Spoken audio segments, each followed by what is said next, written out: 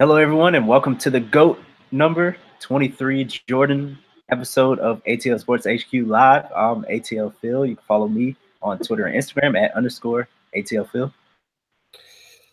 I'm Bob Lancaster. You can find me on Twitter at BowlinBob. I'm Derek Clemens. You can find me on Twitter at Derek Clemens. Derek, I'm surprised you didn't say anything about my GOAT reference at the top. I let it slide. But definitely make sure you guys check out atlsportshq.com and follow all of our Twitters and Instagrams and Facebooks. We got stuff everywhere, but just head to atlsportshq.com and you'll never miss a thing. So be sure to follow us and subscribe on iTunes. Give us 5-star rating and subscribe on YouTube and upvote us. And also, we're definitely looking for writers right now. So please give me or Bob a shout, and we can get you hooked in. I'm about to go down my timeline sometime this week and reach out to people. We need some people.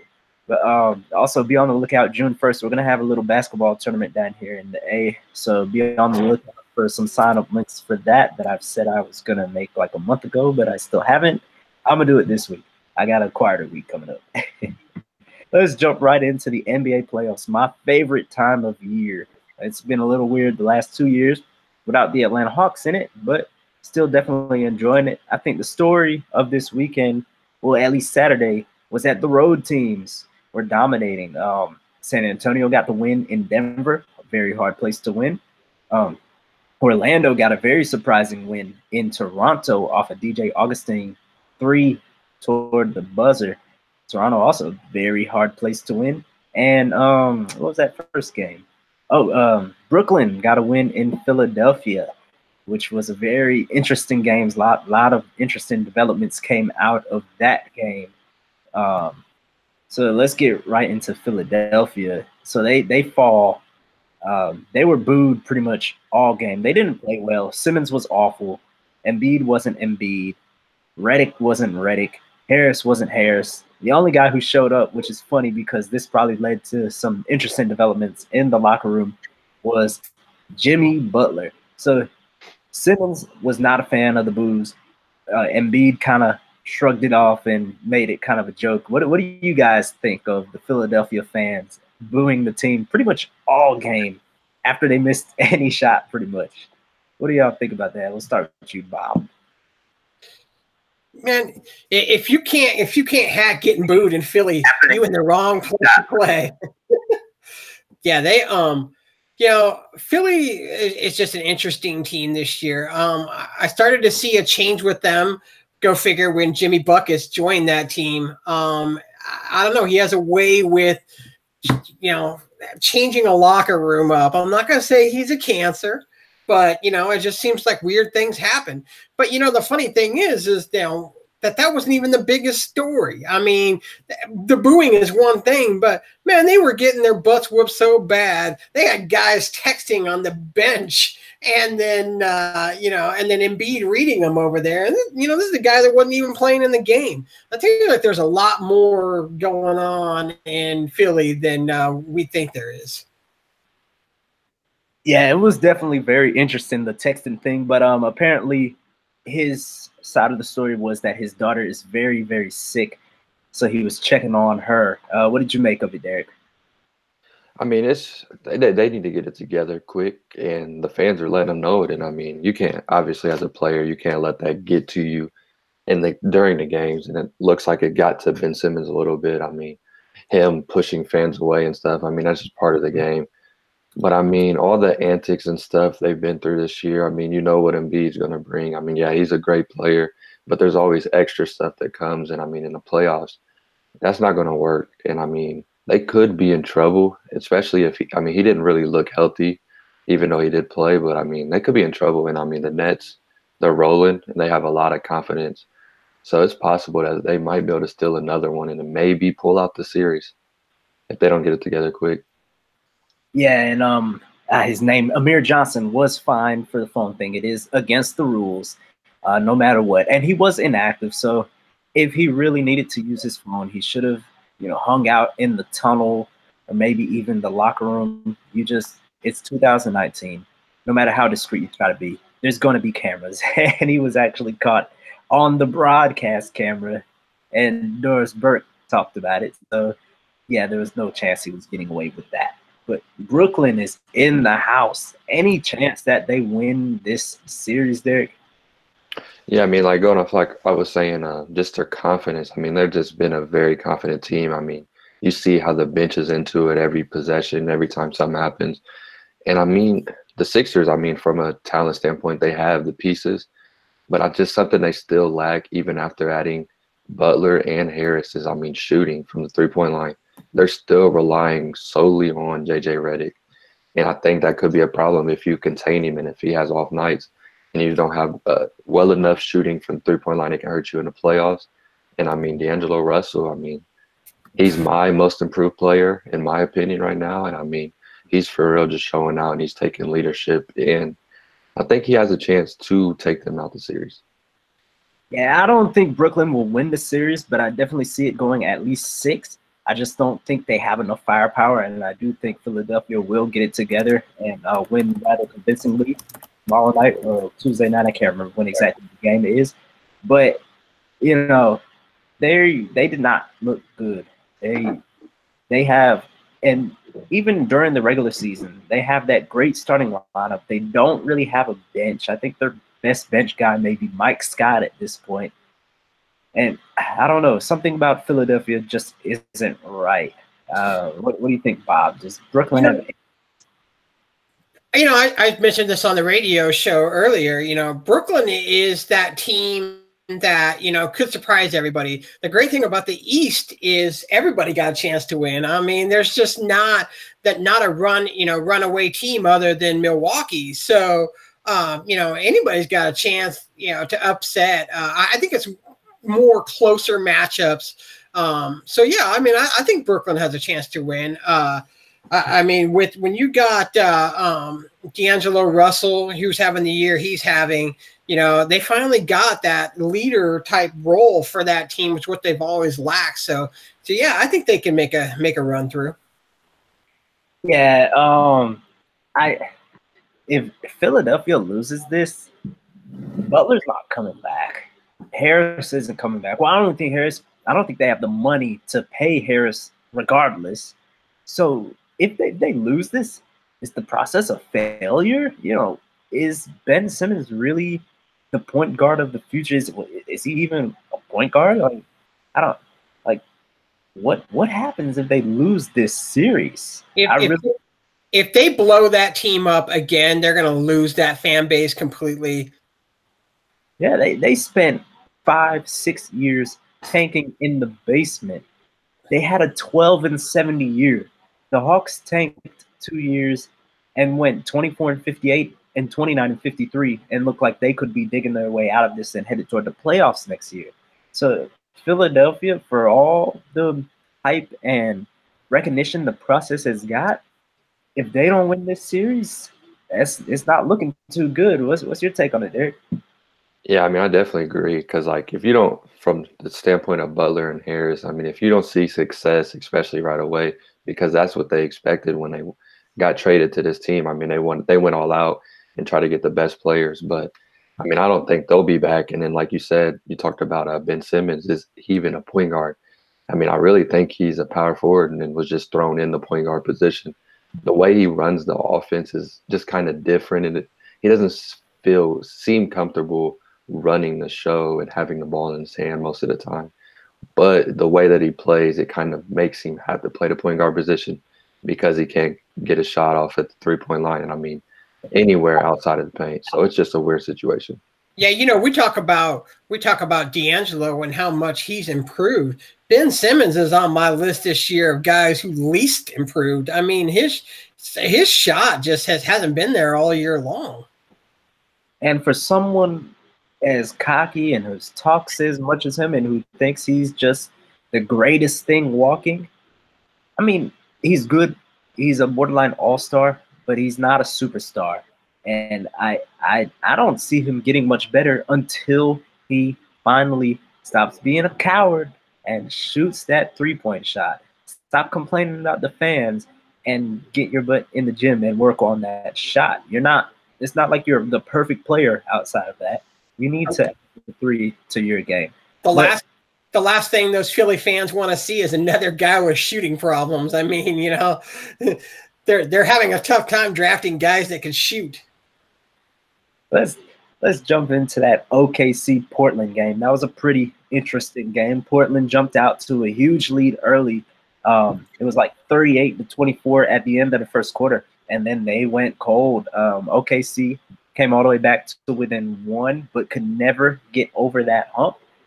Paul George, well, he was the butt of a lot of jokes on Twitter today. He wasn't very PG-13. I saw a joke. At one point, he was 4 for 17, so they called him PG -13. So not a good day. I'll drink to that Rip City victory, let me tell you.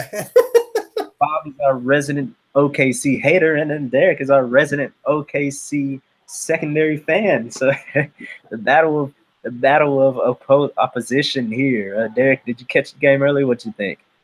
Yeah, like you said, I mean, the Blazers were just on fire in the first quarter. I think they ended up making 7 threes as a team in the first quarter and gave them that big lead. And I mean, Paul George, you can just tell he's not 100%.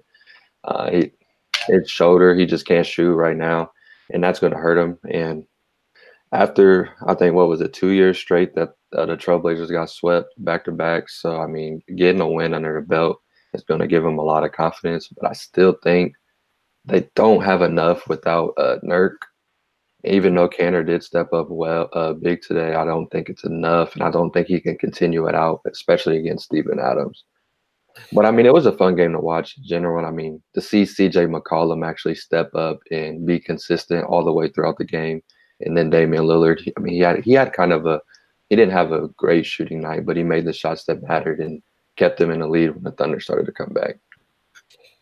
Yeah, I just think this is a one-off game myself. I don't think the Blazers are going to win this series, to be honest. I mean, Enes Kanter had 20 points. You know, Enes Kanter is not going to score 20 points opposite of Steven Adams every single game.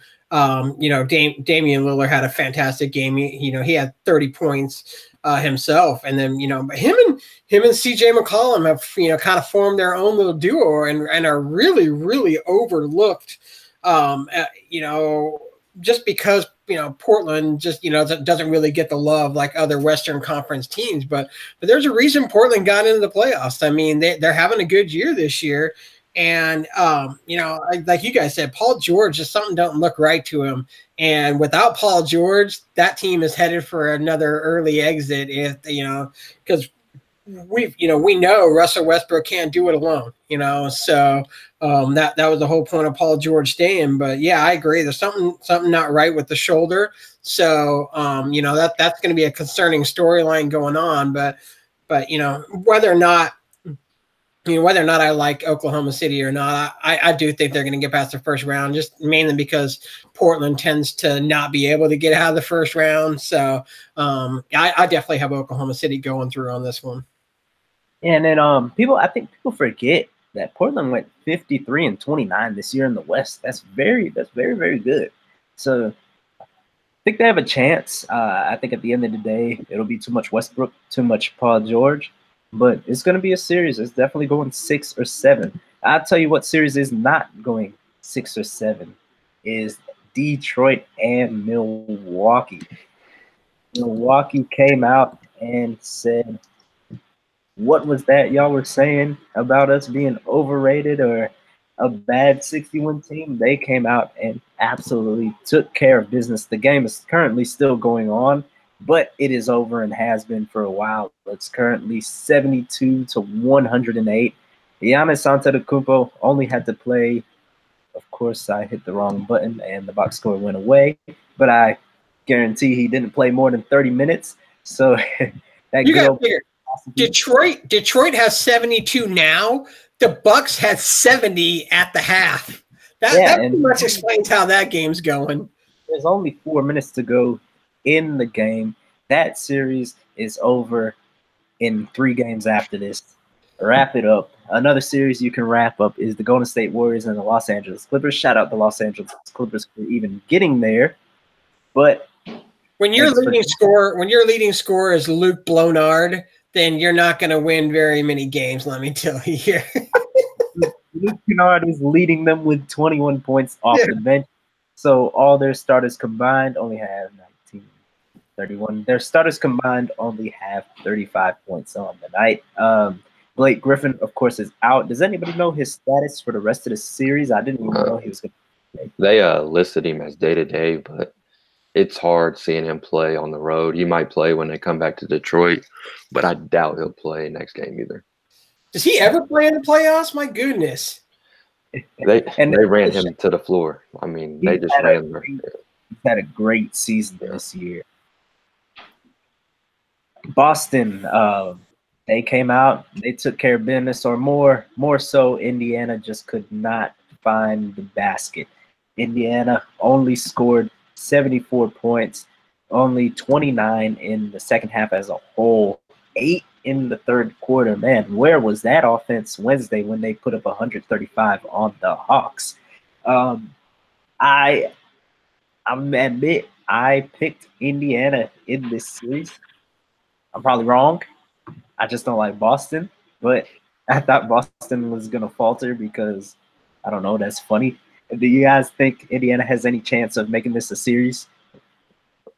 I did. I picked the Celtics to win, but I actually had it going to 7. But that after the performance today, it's kind of hard to see because when Bogdanovic is your best scorer, you're going to have trouble winning games in the playoffs. So they're definitely missing Oladipo in this series. Yeah, this was one of the first times that I really noticed them, not having that star, not having Oladipo. So there was no one, once everyone was shut down, you don't have that star to really step up and, take over the game, try to get you back into it when you're down like that. The thing is, they play such good defense. Nate McMillan has them, always playing good defense. So they only gave up 84, but you just didn't have a scorer. I mean, the leading scorer was Corey Joseph. And then, second after that, he only had 14. And then Bogdanovic, he only had 12. So, they're just lacking that big scorer. It's unfortunate that Oladipo went down because the way they were playing, with them, they probably could have made a nice little run in the playoffs. But that's just that. Of any, we mentioned this in a show a while back that, of one team that couldn't afford to lose a superstar player, Indiana was definitely it. Yeah, it sucks that they lost him too, because like you said, they was playing well, and I thought they would go far in the playoffs just because they're just a complete team and they play well together. And Nate McMillan has had them playing great. They would be right up there with Toronto and Philadelphia. On to. Well, it started as Lebronto, now it's Orlando. Toronto loses yet another game 1 at home in the first round. They're now 2-14 all time in game 1s and 1-7 in this era at home in game 1s. They cannot win a game 1. And Kyle Lowry, well, he stuck up the joint. He was Kyle's zero read. He had the same points as all three of us and 99% of everybody else on this earth yesterday. That's right. Yeah. So is it just the game 1 chills again, or is Toronto in trouble, guys? Why are we surprised by this now? I mean, this is like an every year thing with Toronto. We think, oh, this is the year for them. They're going to step it up and make that run. And it's the same exact thing. They can't get over that hump by winning game 1 to start off with the with the momentum. I mean, DJ Augustine kicked their butt. I mean, that says a lot, So, I'm not surprised by Toronto. I think Orlando is going to upset Toronto here, and this is going to be the same thing again. I mean, I want to buy into them every year, but then I'm ready to sell quickly. See, it actually did surprise me, even though it's Toronto, just because, I mean, DeRozan's gone, and now they have a new coach, and it's Kawhi, but they seem to look the exact same. And, I mean, Lowry choked, like always, in the playoffs. He just never steps up in the playoffs, in my opinion. But that was the most surprising game to me, even though it was Toronto game 1. But I think they'll definitely take care of business and probably win out the rest of this series. Yeah, I got them winning in 5-2. Orlando, they had a really good season. I expected nothing from Orlando this season. I picked them behind the Hawks in my preseason predictions. So they had a really good season. They don't have enough. But shout out to them for finally getting there for the first time since Dwight. They actually have now more playoff wins than the Lakers since the Dwight Howard trade. How about that? Man. Orlando, they did it such as a complete too. Every single starter was in double figures. Two of their bench guys were in double figures. There was only two guys on that team. Wesley Iwundu, he scored 5, and then Keem Birch, he had 6 points. But those were the only two guys that logged minutes that didn't get into double digits. So that's going to make a big difference, especially when Kyle Lowry's got the big goose egg. And then up in my high city last night. Thought I was ready to see Denver run and gun. Well, it didn't happen. San Antonio did what San Antonio does, and they escaped in one of the hardest places to win in the NBA. And they went in there and stole home court advantage and won in Denver. I was surprised. Denver, they just couldn't hit shots. Everything was rimming out. It was very disappointing to see. Millsap got posterized. I wanted to cry. So it wasn't looking good for the Denver Nuggets after a great season. So they're gonna have their hands full with Coach Popovich and the San Antonio Spurs. But I still think they can eke it out in Game 7. What do y'all think? Are the Nuggets in trouble? Hey, for me, the opposite of what we talked about with Toronto. Why are we surprised that San Antonio brings it in the playoffs? Because they always bring it in the playoffs.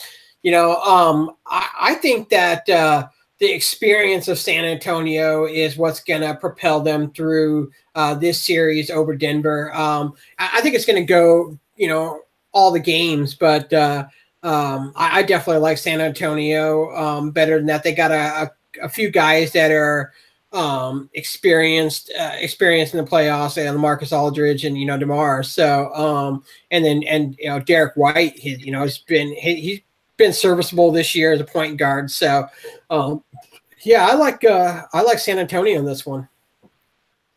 How about you, Derek? What you got? At first, I picked the Nuggets. I thought maybe they looked so good throughout the season. I mean, they were beating the top teams. But now that I think about it, after watching the first game, I'm like, I don't know if it's enough. And the inexperience, like y'all brought up, I don't think because Popovich, he found a way to contain Jokic, and you do that, then he has to lean on other guys. So I think it's going to be a battle. I see it going 6 or 7 either way, but I think I'm going to have to give the Spurs the edge now, and I think they might come out on top. Yeah, Paul Millsap is really the only guy on Denver with legit playoff experience. Of course, most of that coming with Atlanta Hawks. Shout out Paul Millsap. We hope you come back after next season for a little retirement tour. So no real standout performances yet.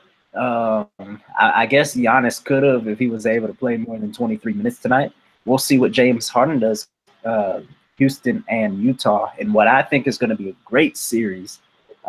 Tipping off here in just a few minutes on TNT, so make sure y'all check that out.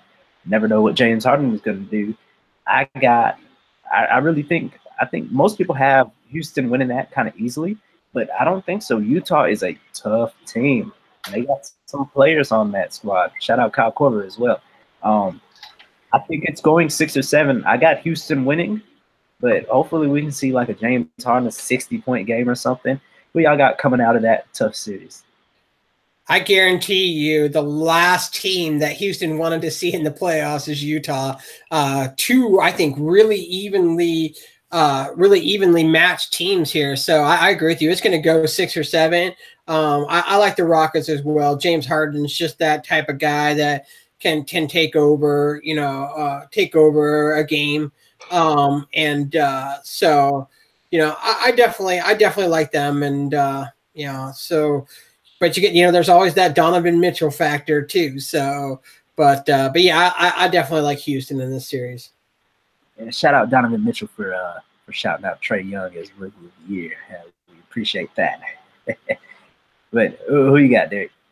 I'm gonna go with the Rockets in 6. I do think the Jazz will cause a little trouble with their defensive presence, and I mean that's what's been carrying them these past 2 years. I mean they really haven't had a legit scorer. They're leaning on mostly Mitchell, but I think the Rockets will find a way to power past that defense, and James Harden will continue to be great. I mean he averaged 36 points throughout the season, so it's just only a matter of what he's going to do in the playoffs. He might average 40. And here's a story that I really enjoy because I love seeing the demise of the Los Angeles Lakers and their bandwagon fans. Shout out to Shar. So Magic Johnson, it's just a regular sunny Thursday afternoon in Southern California. Here comes Magic Johnson. He quit out of nowhere. Didn't tell anybody, just came, started talking to the media. He's like, yeah, I'm resigning. I haven't told nobody. I haven't told my boss. I haven't told the owner. I haven't told nobody. He's like, yeah, I was talking to people. They talking about next year. Oh, no, I'm not going to be here. So, yeah, he pretty much he wanted to go back on NBA Twitter. That's basically what it was. He said he wasn't being Magic. He wants to congratulate Russell Westbrook on his 2020. He wants to do this. He wants to do that. So he up and left his beloved Los Angeles Lakers. It always kills me when the Lakers fans always think they're going to get every free agent and then nobody comes. Yeah, y'all got LeBron, but that's because LeBron just wanted to go there. That's not because y'all some special. Nah, that stuff is over. The Lakers' glory days are gone, and they're not coming back. What did y'all make of the Magic Johnson story there?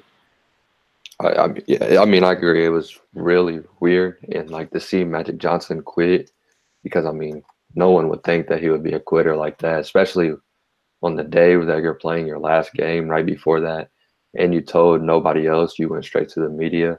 So I definitely think there's some things that happened behind the scenes, and I mean, there obviously was some disagreements about a few things. And like he said, he just wanted to go back to being himself. He said he wasn't really that happy doing what he was doing, and he didn't think he was putting his 100% effort into it. And that's something you need when you're a president of an NBA team. So I think it was weird, especially the timing. But I think some stuff will probably come out of what happened and stuff like that, I assume.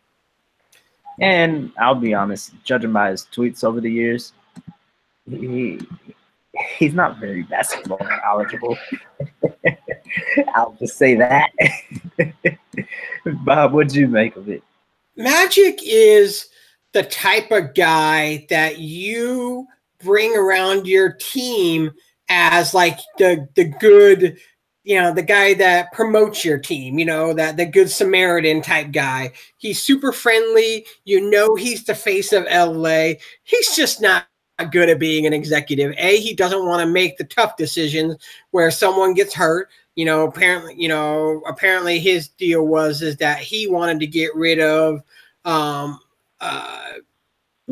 he wanted to get rid of Walton, but he didn't want to tell Jeannie Buss because they're super close, and Jeannie Buss kind of liked Walton. So, but it was just the way it happened. I mean, like you said, it was like, us casually having a conversation right here. And I'm like, hey, Phil, hey there. Yeah, I quit, but hey, how's your kids? How's your family?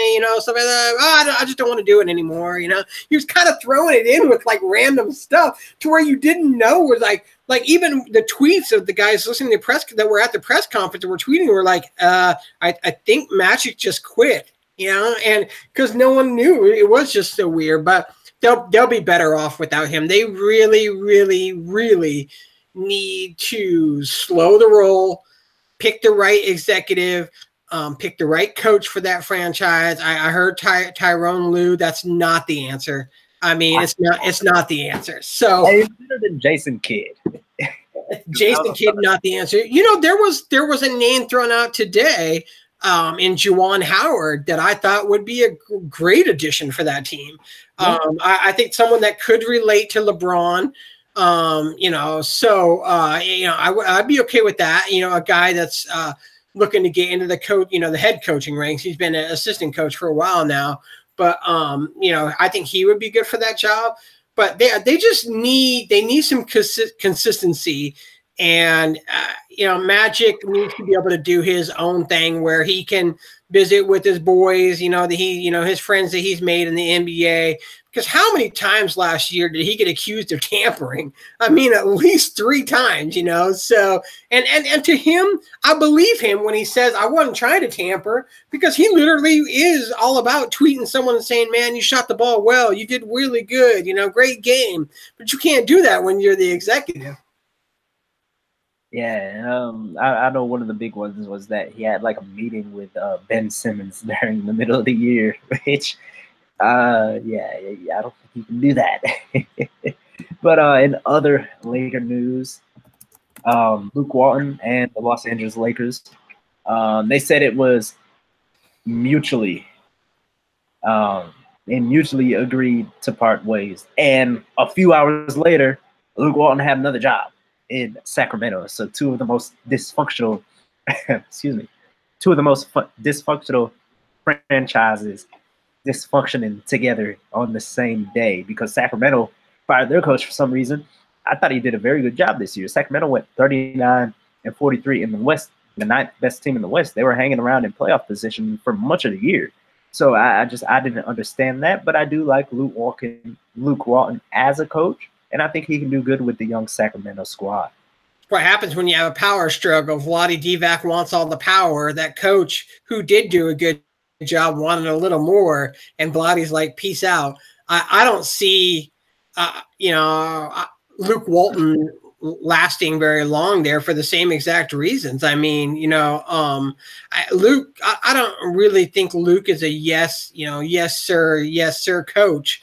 So I think the problem there is Vlade Divac, but since they just gave him an extension, he's not the one that's going, that's for sure. Yeah. Did you have any take on the craziness out in California? Yeah, I mean, I thought the Kings firing was weird. I mean, everyone definitely saw Luke Walton being gone after the season. That came to no surprise, but I think I'm not yet sold on his coaching ability. So I think this is an opportunity for him to prove himself. Because I mean, he coached the Warriors, which how much credibility is that? And then, I mean, he did some okay things with the Lakers, but he was just never able to grasp that respect from the players, especially when LeBron came.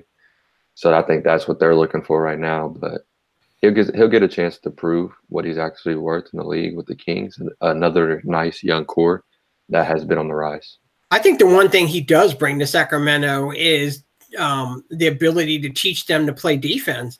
If they play even remotely a little bit of defense, they're a scary team in the West, because they are young, they are talented, and but they're just prone to giving up 120 points a game, at times, just because they're labs in defense. They remind me a lot of the Phoenix Suns, and the fact that they could easily put up 120, 130 a game, but that's what they're going to have to do to win. Yeah, we'll see what happens. It's going to be some interesting times this summer in the NBA.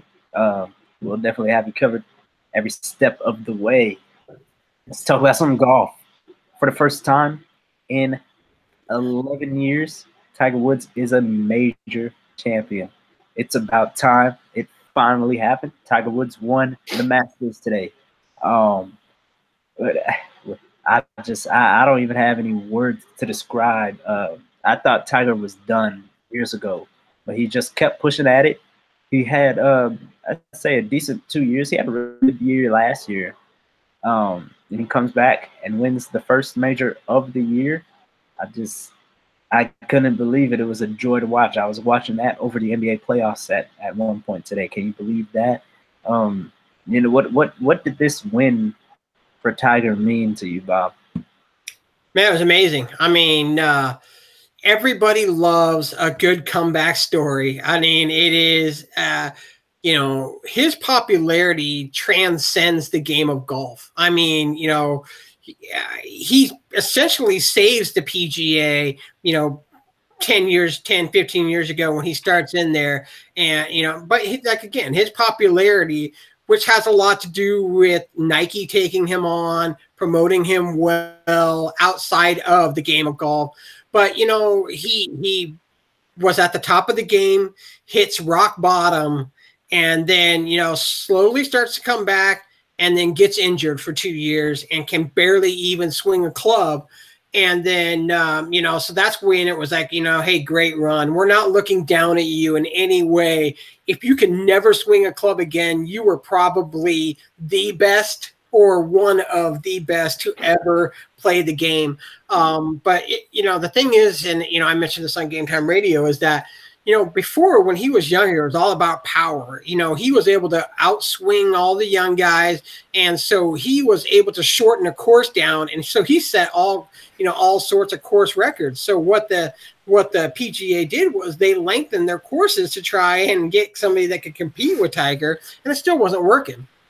But when he had the back stuff, that takes away a lot of your power, And so then he was forced to become a smart golfer. And he struggled with that because he still wanted to play the power game. And this was the first tournament where, I started to really think, man, he's outsmarting them on the golf course. He's playing, to just wait for someone else to make a mistake instead of being aggressive and then him being the one that makes the mistake. But it was an amazing performance. And, again, it's not only is it good for him, but it's great for the game of golf. I mean, I guarantee you the PGA Tour is about as ecstatic as anyone right now. Yeah, I'll tell you this. I sure wouldn't have been tuned in. I wouldn't have even been focused on it at all if Tiger wasn't in it. And I definitely wouldn't have been paying any attention if Tiger wasn't in contention come today. Derek, are you a golf guy? You know anything about good old Tiger Woods? I'm a golf guy when it comes to Tiger Woods. I mean, just seeing him continue to fight, even though I have to be putting down throughout the years. And I mean, he's failed a lot of times, but he still kept going after people told him it's time to hang him up. And he ended up winning. So, I mean, it's just great to see as a sports fan. I mean, he's probably one of the greatest athlete, if not the greatest athlete of all time. So, I mean, it's just great to see him win finally again. I mentioned that there's three people that I consider that I've gotten lucky to watch from the beginning of their career to where they're at now or into their career. And that's Michael Jordan, Tiger Woods, and Serena Williams, and so, and that's maybe not the best of all time, but the best in my lifetime. So, I'm curious to see what the ratings will be tomorrow for this round. I'm going to tell you, I'm guessing it's astronomical because everybody that I know was watching that. Yeah, and man, I said earlier, Tiger must be back to cheating because he got his swag back. Let's talk about that. So the Hawks season came to an end Wednesday at 29-53. Coming into this season, I did not think the Hawks would get close to 29 wins. I had them somewhere between 20 and 24. And then we started 6-23. So that means we went 23-30 after that. So overall, there's a lot to be proud of this season. This was a really good season. And I think you guys, everybody out there, should check out my personal just look back on the season from my point of view, from my perspective. About to throw that link in the chat right now if you haven't seen it, or just go to atlsportshq.com and it should be like the second or third one down. So what's next for this team? How successful was this season to you guys there? Yeah, I mean, it was very successful in our standpoint because I mean, what we expected coming into the season. I mean, like you said, a lot of our predictions was around the same. Had them winning about 20-some games in the lower 20s. So, I mean, just seeing everyone grow and continue to get better throughout the season, especially the rookies and Herter and Young. I mean, we saw them get better. We never really saw them hit a rookie wall, and they continue to come out every night. I mean, unfortunately, Trae Young wasn't able to finish playing all 82 games, but someone that actually did, DeAndre Bembry, which that was really good to see. All the injuries he's fought through his short little stint. So, I mean, it's just good to see a lot of people grow and everybody continue to get better. And the chemistry's been there all year. Everyone seems to like Lloyd Pierce, so it looks like we found a coach for the future in our first attempt. because a lot of tanking teams swing and miss on their coaches. So it's good to find we found someone that's going to be stable and be there for the years coming. You know, all I gotta say is y'all should let me pick, you know, expectations for the year, because I called the Falcons. I said 30 wins for the Hawks. They got 29. So I think I'm doing pretty good this year. But no, this is even at calling 30 wins, I never expected 29 like this. I mean, I figured Trey would be shot by the end of the year, not putting up his best basketball coming into the end of the year. I thought Kevin Huerter improved dramatically. A lot of that had to do with injuries. So, I mean, he very well could have been that good at the beginning of the year had he gotten to have a good training camp and all that. But yeah, I've been really impressed. There's things, you know, one thing that did kind of hurt us is Bays opting in, which he has the right to do. I mean, you know, he wasn't going to get that kind of money anywhere. So that's money we lose off, you know, that we lose to possibly, you know, land a free agent next year. But the thing I want to see, though, is I do want to see us go after at least one big free agent. It doesn't have to be a star. I really want to see them re-sign Vince Carter. I thought his leadership was phenomenal this year. So I really, you know, not only for a personal sake of, you know, of how much I like Vince, but I saw what he did with those guys, you know, and he was essentially an assistant coach to that team. So I think it's hugely important to try and get him on board with them again. Yeah, I want to see him go after one guy, because I think if we just rely on the draft, that pushes us another year back behind schedule, because then you got to integrate, you know, your newer rookies into major position roles. But that might help the bench a little bit, which I thought was at times, you know, not the greatest thing for us. So, but I really want to see them get a solid big man. I mean, no knock on Alex Lynn. At the end of the year, Alex Lynn was playing some of his best basketball. That had a lot to do with Trey and you know, passing and getting him open dunks and open shots. But yeah, I mean, I'm impressed. I love Lloyd Pierce. So you know, it just seems like he was the perfect coach for the job. I've said this many times, you know, it worked out great for everybody. Bud got to go somewhere where he could succeed, and we got a coach that could succeed with the patience of, you know, dealing with young kids. Yeah, shout out Coach Bud, was named Coach of the Year in another 60-win season. How much percent of the first place vote do you guys think Trae Young will get for the Rookie of the Year? I don't know. He might get a few. He might get. What do they base it off of? I don't know. I forget completely. It's like a point system. So you submit your. I know MVP is top 5. Rookie might just be top 3. You submit your third, second, and first place vote, and then like third place is worth 1 point, second place worth 2 points, and first place worth 3 points. I'm gonna say he'll get 25% of the first place vote. ESPN did their little shitty thing, and he got like 2.5. But you know, that's ESPN. They also gave him 0 at the beginning of the year, so I don't really care what they say. Throw a number out there, Bob. If there was ever a case for co-rookie of the years, this would be as good of a year as it was for Jason Kidd and Grant Hill. I think that's the only way that Trey has a chance of getting Rookie of the Year, and it's not because he didn't perform like Rookie of the Year. It's because that's how the national media played it that way. And I mean, unfortunately, when ESPN, pushes the narrative, that's what people watch. And when, TNT pushes the narrative, that's what people watch.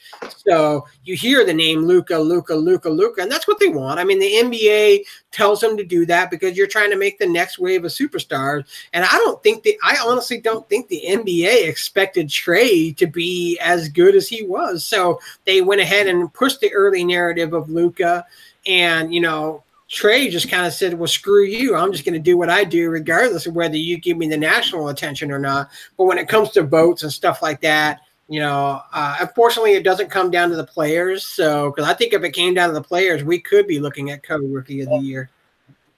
Yeah, I think it'll be. I don't think it's going to be even be close. I think they've already decided who is the rookie of the year. Even though, from an actual competing standpoint, it should be close, in my opinion. But I don't think the official thing will be close. If you look at the numbers, they're a lot closer than people think. And then people say, well, Dre only played good after the All-Star break. In Tre's worst month of November, he still averaged 14 and 8. That's great for a rookie point guard. And some Luke people franchise playoff point guard, Mr. Lowry. That's what he averages throughout the whole year. And what people also don't understand, Luka Doncic has been a pro for years, and point guard the hardest position to adapt to, and you have no break.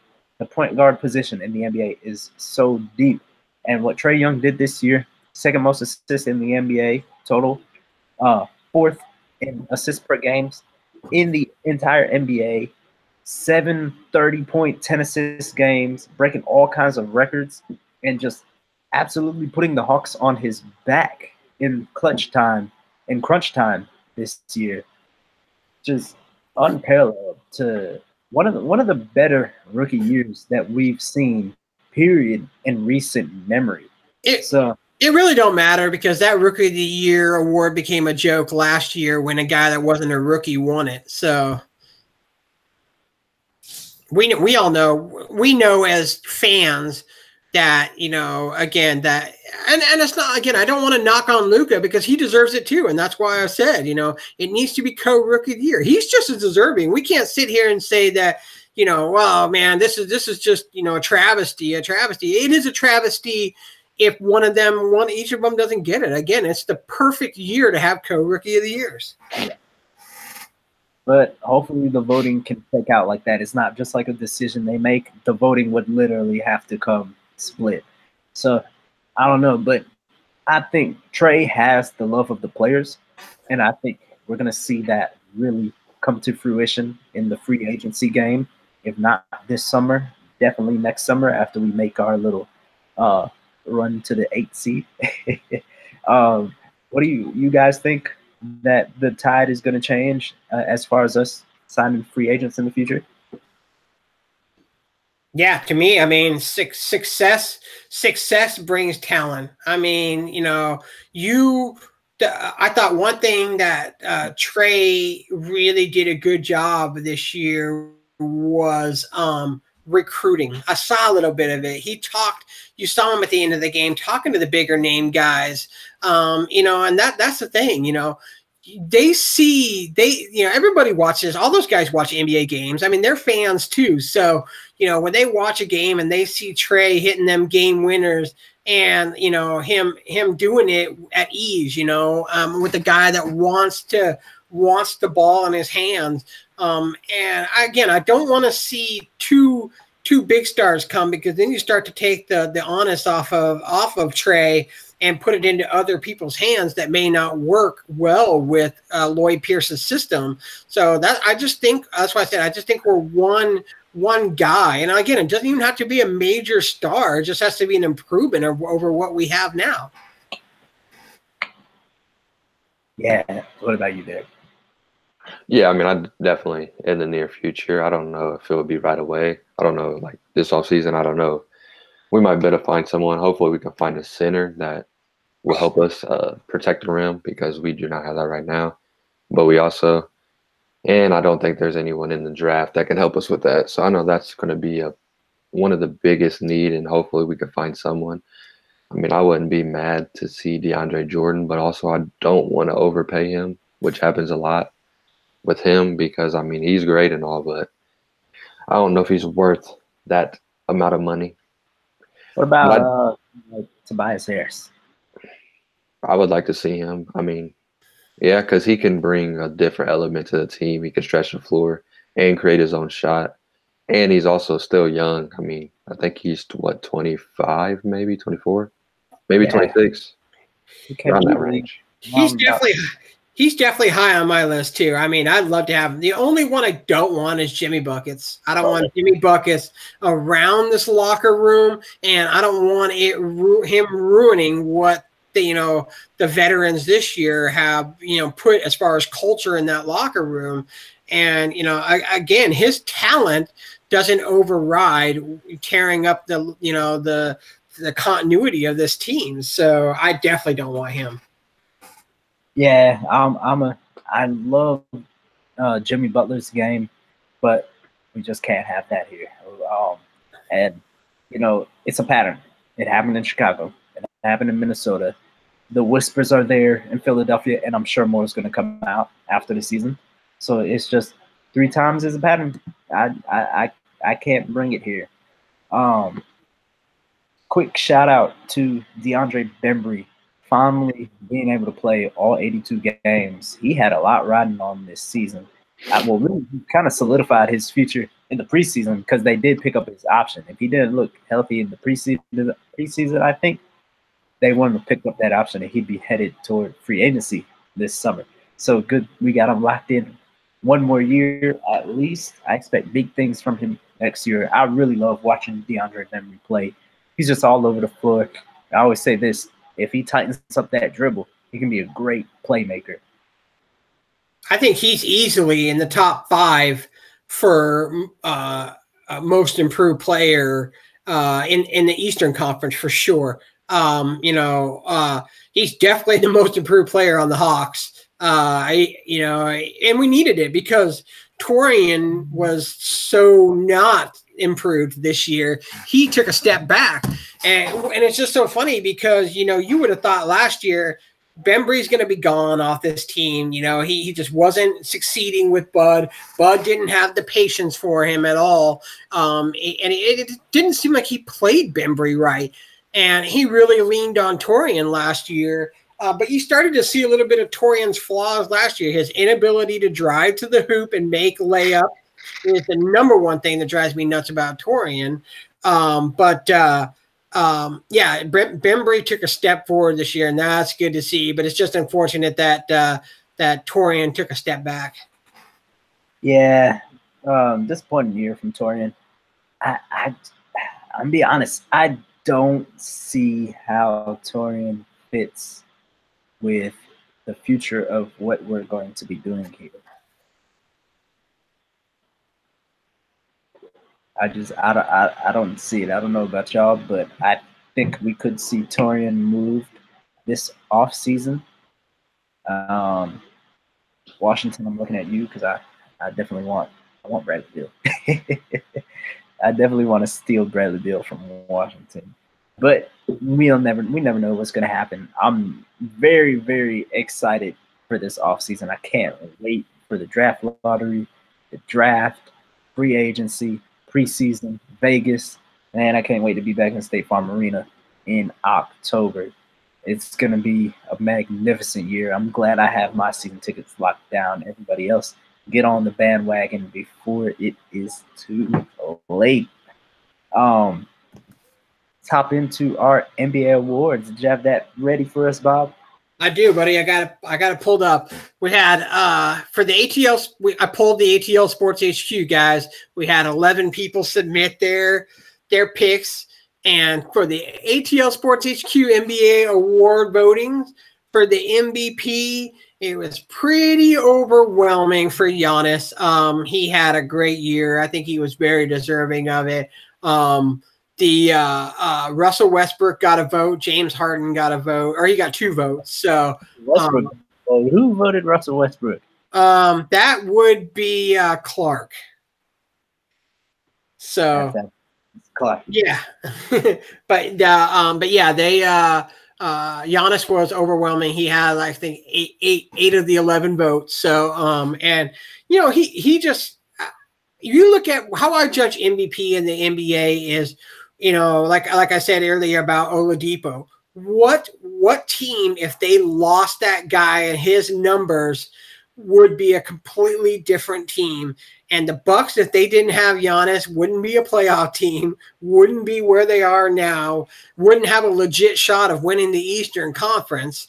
So and that to me is what makes a guy valuable. I mean, so definitely run away, and I think that he will get the MVP of the league. I think it'll be him over Harden. So, but you know, I think it would have been Harden this year had you know, had he not had Fareed, had he not had CP3. So he's had talent around him this year, so he's not as deserving, I think. So rookie of the year for us was Trae Young. We're kind of biased in that aspect. There was a couple of you know, of Luka votes, but it was between those two. But and then I voted for co-rookie of the years, obviously, like I said. So but Trae for rookie of the year. Coach of the year was Coach Bud, you know, another very deserving person and someone that I think will get the award. We had a vote for Billy Donovan. What? Yeah, it wasn't me. It wasn't me. That was your boy Clark again. So don't look at me. But I didn't get that one. But and then there was a vote for Doc Rivers. I almost voted for him. And then 2 votes for Nate McMillan. You know, the thing what sucks is Coach Bud having such a good year, because if not, Nate McMillan would run away with this award. I mean, you know, he took nothing to the playoffs. I mean, that's y'all, but if y'all remember when he was hired, people hated that hire. Yeah. And the thing is he's been a good coach. He was a great coach for the Sonics. He was a great coach for the Blazers. And then he, you know, so it's not like he has a bad track record. He's had some pretty crap teams. So, but yeah, Coach Bud deserves the award. He'll get it. I mean, you know, the improvement within the Bucks just this season, you just see the turnaround. So, most improved player, D'Angelo Russell, and I think is another one where the awards are actually going to match what we think. D'Angelo Russell has become a new man in Brooklyn. So one that another guy that got quite a few votes was Pascal Siakam. I think that's how you say his last name, but he had I think he got four votes as well. So, and he also had a great year. So I think it's going to go 1-2 with D'Angelo and Siakam. So 6-man in an absolute blowout. Every single one of us voted Sweet Lou. I mean, Lou's a legend. You know, he's got a chance at taking over Crawford as possibly the best 6-man ever in the NBA. So, you know, that's an easy one. He'll win that award. They're going to name it after him after this year. It's just, you know, there's never a doubt. And then defensive player of the year, Rudy Gobert, he had, we voted him as the defensive player of the year. There was a vote for PJ Tucker. There was a vote for Paul George. There was a vote for let's see. No, I think the rest were Rudy Gobert. In the most improved player, there was a vote for Gordon Hayward. Hey man, I just gave the No. You gotta call it about who was that? Let's see who voted for Gordon. Jordan did. So.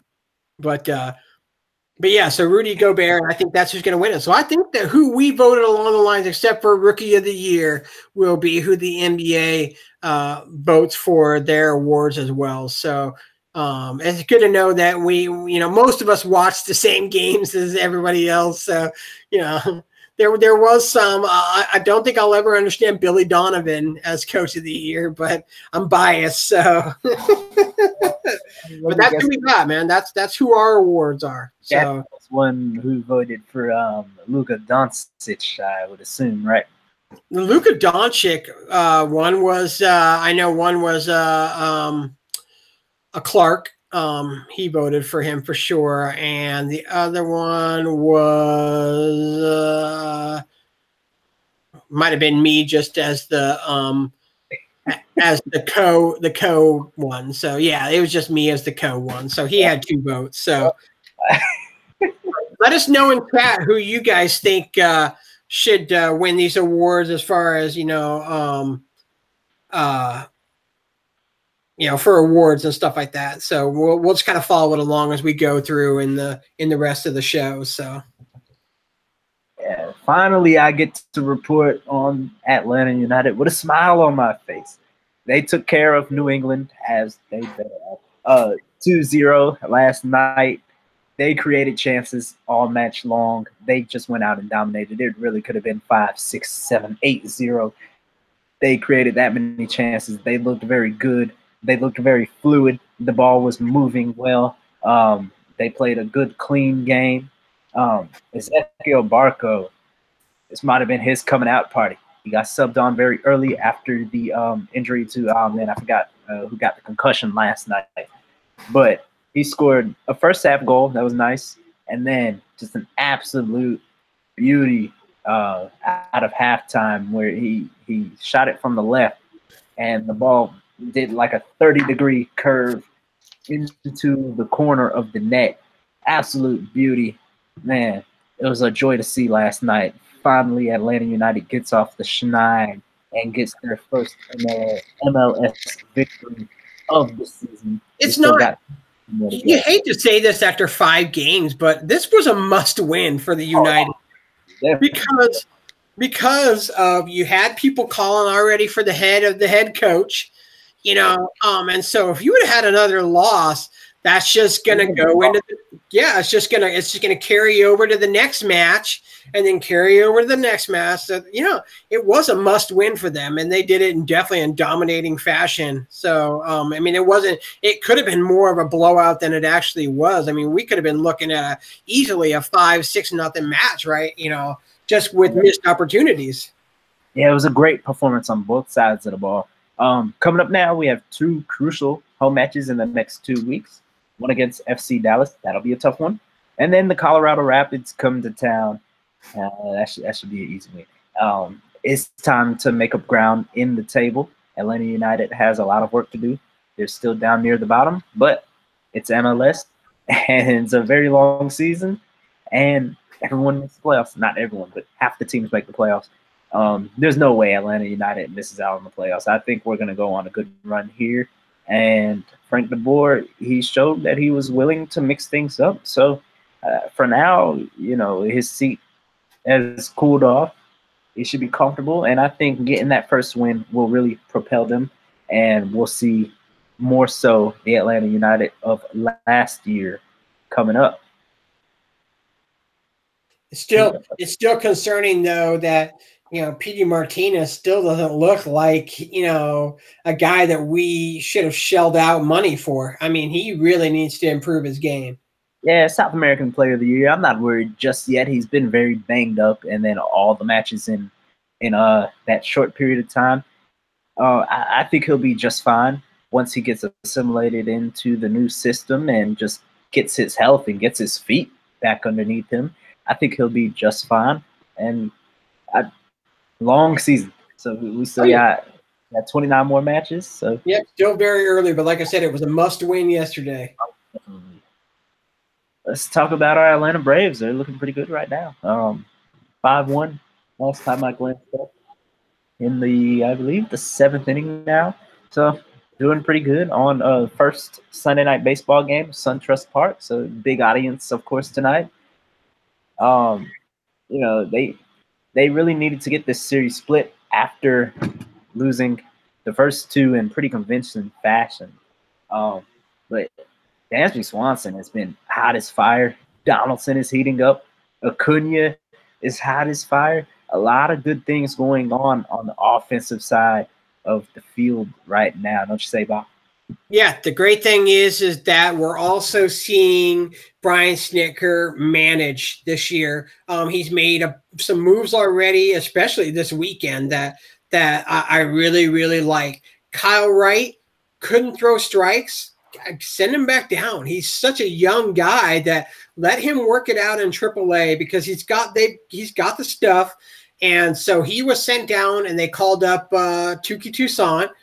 And then in yesterday's game, Sean Newcomb pitched, and couldn't find the strike zone whatsoever again. And so he was taken out of the game. Touki Toussaint came in and pitched phenomenal.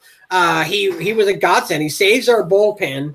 And in a very shocking move, though, to me today, Brian Snicker sent down Sean Newcomb to Gwinnett, and they called up a couple of bullpen arms to, which is good. We definitely need a little more bullpen arms because we've had to go through the bullpen so much. But yeah, it really, really shocked me that Sean Newcomb went down. But also in a move today that I really, really liked is that he pulled Ender Inciarte out of the leadoff role and batted him in the seventh spot. And but the offense is rolling. I mean, one great thing is Josh Donaldson heating up. He homered again tonight, so he now has 2 home runs on the year. I think we can all thank Tushar for that, giving that big pep talk to Josh to get him going, on the year. So, but he's going, Acuna in the last like 5 games is batting like 580 or some ridiculous number. So he's been tearing it up. Nick Markakis with another home run today, so his bat's heating up as well.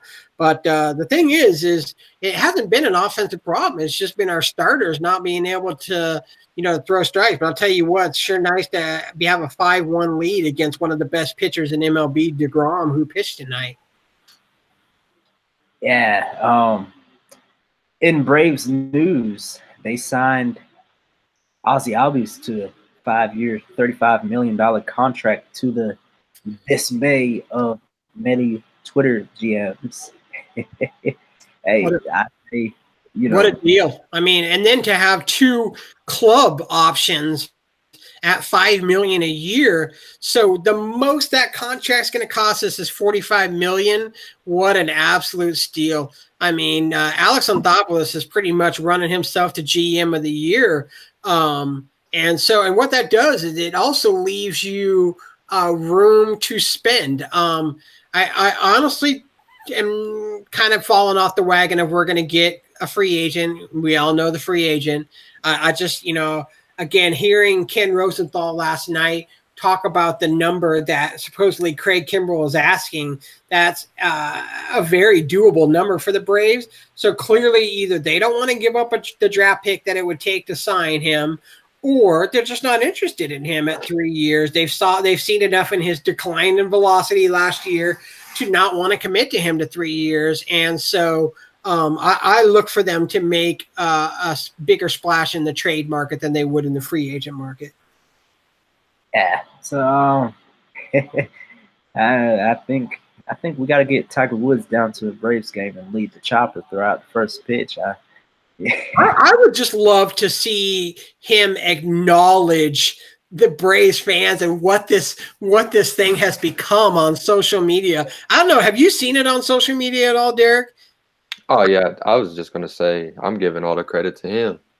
All yeah, the Braves success is all to him. Yeah, I think it was. They said that the Braves are like 9-3. Well, if they won today, they would have been 9-3 since the Tiger Woods meme started coming around. So clearly, it's working. It's the dumbest thing ever. But you know the superstition of every sports fan. It's not just Braves fan. So you want to ride the superstition of whatever works, whatever you're winning with. So it's one of the best social media things I've ever seen for any team. But it just makes me laugh. And what makes me laugh about it is that now other teams' social medias are just accepting the fact that whatever they post, if their team loses, there's about to be 300 pictures of Tiger Woods down their timeline. So yeah, other teams are putting their own spin on yeah. it, literally catching on to the whole league. It's crazy that it literally started from a handful of Braves fans, and it's and what's crazy is that the last two tournaments Tiger Woods has won have both been in Georgia. I mean, he wins the Masters and he wins East Lake, the Tour Championship. So, maybe there is something brewing with that. Come on down to SunTrust, Tiger Woods. We'll treat you well. Derek, how your Reds doing down there in Mexico? They actually did win a few. I think they're 5-9 now. They just what are they going to win? Probably 30 games. Who was that? What team was that? The Reds. Oh man, to me, they're one of the most disappointing teams this year. They went and spent a lot of money. I mean, then they went and got Puig. You know, that was supposed to be a big upgrade for them. The most he's done is almost get into a fight with 30 guys. So, you know, but yeah, they're easily to me one of the most disappointing teams in the National League, especially the Yankees and the Red Sox are a close 2-3, but it's way early in the season. But I don't see the Yankees and the Red Sox can recover, the Reds can't. Yeah, nah. I would never count on that. You guys are probably used to that there, though. Oh yeah. Yeah, it's not like the big red machine of the 70s anymore in Cincinnati. I never expect much. Ken Griffey Jr. ain't walking through that door. That's the only reason I'm a fan is because of. I think that's the only reason I like the Mariners too. Was just Ken Griffey Jr. And maybe Ichiro, but Ken Griffey Jr. was always first. There's an interesting thing that has been brewing on Twitter. Has Steph Curry passed LeBron as the best player in the league right now? Man, that's a good debate. I mean, you know, my thing is Steph Curry better than Kevin Durant? I mean, that's a nice problem to have when we can talk about two guys on the same team, whether or not they're better than each other. I do think that LeBron has been passed this year. Now, let's not talk about overall, you know, have that discussion. But this year, clearly, I mean, where's LeBron right now? You know, he's probably trying to make Space Jam while everybody else is playing in the playoffs. So, you know, again, we saw a lot of flaws in LeBron's game this year and LeBron's ability to manage. I don't want to say manage a team, even though he is technically managing a team, but his ability to work with a team, I guess. I was very disappointed in him this year and very disappointed in the Lakers. Yeah. Derek, what you think? Steph or LeBron? Who's the face of the NBA right now? I mean, if it was like, are you talking about just this season? Yeah, right now. Yeah, just this season. I mean, obviously, I would say Curry. I mean, he's in the playoffs. LeBron's at home right now. Like Bob said, he's making movies, looking for someone to be in the movie. Having trouble with that too. But I mean, I wouldn't say that Curry's the face of the NBA because I mean, even with LeBron out of the playoffs, what is everybody talking about on First Take and ESPN and all that stuff? They're still talking about LeBron and the Lakers. But the best player in the league right now this season was not LeBron James. So the thing is, too, is that, you know, Giannis is slowly creeping up that list. I mean, you know, quietly, because Milwaukee's not a big franchise, you know, like, you know, they're essentially what Golden State was before, you know, a smaller market team that didn't get the recognition. You got to win to get that type of recognition, and they're headed that way. But I would even say that Giannis was a better face of the NBA than LeBron was this year. And Harden had a better year than LeBron too. I mean, honestly. Yeah. I mean, you know, again, it's, you know, so that if you're only giving me those two choices, then of course Steph Curry's, you know, more of a face this year. So, but you know what the great thing about Steph Curry is that I really, really like too, is that it seems that he takes on more social issues, I guess, than LeBron. LeBron obviously has the school that's doing really well. Apparently, I was reading an article about that his school is doing really well. But Steph, you know, really, really took on the women's right issue this year with the issue with his shoe, and just seems to be involved in a lot of community type stuff and does it quietly and doesn't ask for the recognition. It seems like LeBron kind of only does things at times to where it makes him look good. That's just my opinion. I'm not saying that's truth or anything. So, question for y'all. Who's the best point guard of all time? Trae Young, of course. That's easy. Yeah. I don't know, Magic Johnson. Yeah, it's Magic Johnson, and nowhere even close. And here was where I come in, and I'm going to go ahead and say that Curry has an edge. No, Not yet. Not yet. no way. Magic Johnson was one of the best complete players I've ever seen. And you strip the point guard thing off of him. When Kareem went down in that playoff series, this might be a little bit too old for you youngsters, but when Kareem went down in the playoff series and Magic was forced to take on a rebounding role, was forced to take on the shooting role, he was as good as I've ever seen him. And I like Steph Curry, but I don't think Steph Curry could do it without the surrounding cast. If it was just Steph Curry, I just don't think he would be as successful as he is. I love him. I mean, he's up there as one of my favorite players in the game right now, but I don't think he's one. I mean, I don't think he's the greatest. He's one of the greatest, don't get me wrong, but he's not. He hasn't reached Magic Johnson level. He just doesn't have the complete game that Magic Johnson had. And one final question. Did Tiger's win cement him as the GOAT of golf? To me, yeah. I mean, we actually discussed this tonight too, that a lot of people will differ. They'll say Jack Nicklaus was, but Jack Nicklaus played in an era where his main competition was Arnold Palmer. Their rivalry is what propelled Jack Nicklaus to be the legend that he is in the game of golf. Now you look at those guys and they're all ripped, young. There's multiple people winning majors now. It's not so Tiger's got a field of 10 to 15 golfers that he's got to beat on on a daily basis. There's no, after Tiger, his run of dominance ended. There hasn't really been a run of dominance by anyone since then. The majors have been pretty spread out. No one's really taken over that. So yeah, I mean, I think that, again, when you win a major, especially on a course as tough as the Augusta National, at the age that he's at, and it's so weird to me that Tiger Woods is as old, because I remember him coming out of college and being the phenom he was. So it's hard to believe that, he's the same age as I am and he's winning major golf tournaments. That's GOAT stuff to me, let me tell you. Yeah, Tiger Woods is definitely the GOAT. No explanation needed. What about you, Derek? Yeah, that definitely solidified it even more that he's the GOAT, and I think it solidified himself into a top 3 greatest athlete of all time. I agree with you. We're talking the GOAT of golf.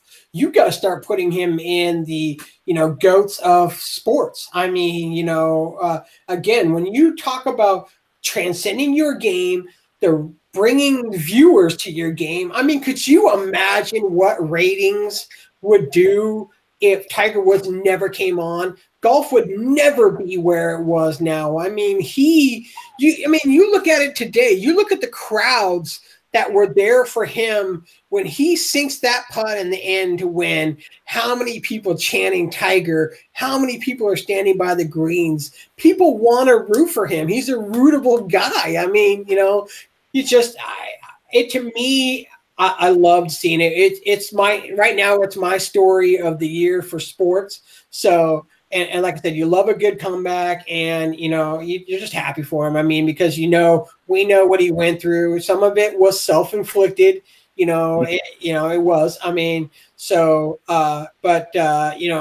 again, we all like that second chance aspect of things. So, but yeah, again, you got to start looking at him as the greatest athlete of all time, trending sports, not just golf. Yeah, that'll do it for us tonight. Let's hit our shout outs. I definitely want to shout out everybody listening, everybody who's checked out that article today. Lots of positive feedback. I definitely appreciate that. That's why I do it. I do it for y'all. And I can't wait for next year. But definitely thank you everybody supporting, and come right for us. definitely want you. Even if you have no writing experience or you don't think you can write, I'm telling you, you can. Once that passion starts flowing, if you love Atlanta sports, we have a need for you. So come on over to ATL Sports HQ. Thank you guys. It's up to you, Derek. Yeah, just shout out everybody that continues to come each week. Appreciate the support. Continue to support. We definitely appreciate it. I just want to shout out myself for actually making the show this week after about a 3-week hiatus. Had some stuff I had to take care of, and then covering the Braves and stuff now keeping me busy. But shout out to everybody that's following the Chop Up, Chop Down account. We have gained dang near almost 400 followers since the beginning of Braves season. Myself and Twyla are really killing that page over there. So, she really compliments by handling the live tweeting while I'm handling the covering the games, I essentially. So, so check us out, follow us at Chop Up, Chop Down. We do periscoping. I've been periscoping batting practice. I've been periscoping Friday Night Fireworks. If you want to watch the Friday Night Fireworks show, I was doing a periscope Ron Washington doing infield drills with Ronald Acuna and Ozzie Albies, which was really cool because it shows that even though they sign those contracts, that there's the first people out there putting in the work to make themselves better. So definitely check us out. Yeah, for sure. And we're gonna have a lot of stuff coming your way in the coming weeks, months, and years here at ATL Sports HQ. As always, please give us a like, subscribe, retweet us, spread the word. You know somebody who likes Atlanta sports, be like, hey, check out this website. They're run for the fans, by the fans. They do it as fans. So, we're your grassroots effort. So give us a shout and definitely come back next week. And we definitely appreciate y'all. Y'all take care. Have a great night.